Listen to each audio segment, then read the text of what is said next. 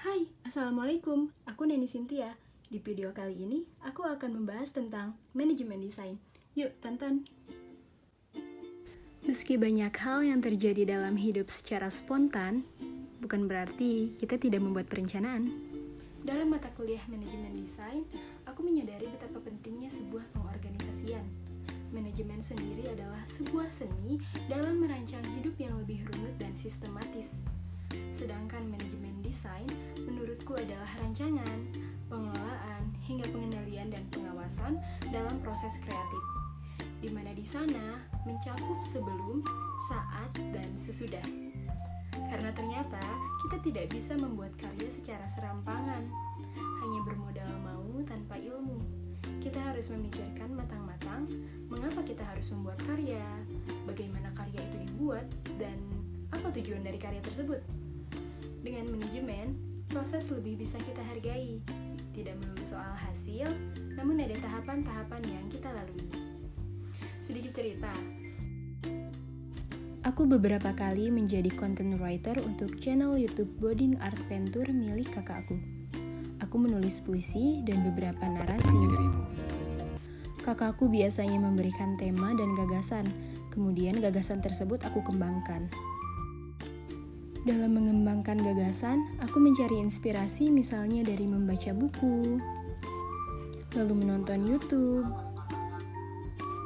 Ide-ide mengenai gagasan tersebut aku kumpulkan, lalu aku susun menjadi tulisan yang aku edit sedemikian rupa hingga dirasa baik untuk didengar dan dibaca.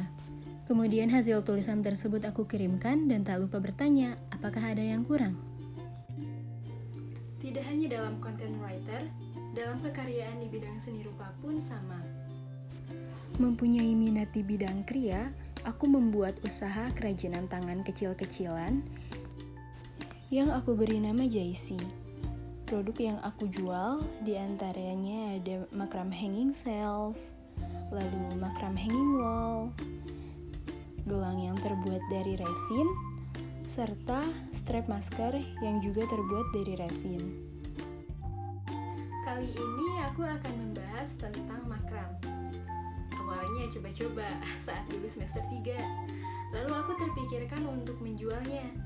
Namun aku merasa harus membuat sesuatu yang baru, yang membuat makram karyaku mempunyai ciri khas tersendiri. Kemudian aku memilih kaligrafi. Aku menggabungkan makram dan seni kaligrafi sehingga menghasilkan hiasan dinding yang cantik. Kaligrafi tersebut ada yang terbuat dari kain flanel yang ditempel, ada juga yang menggunakan teknik bordir atau sulam. Untuk produk makram yang aku jual, itu sesuai custom dari pembeli. Biasanya aku akan memperlihatkan karya-karya yang telah aku buat, kemudian pembeli bisa menentukan warna, ukuran, dan model yang seperti apa yang diinginkan.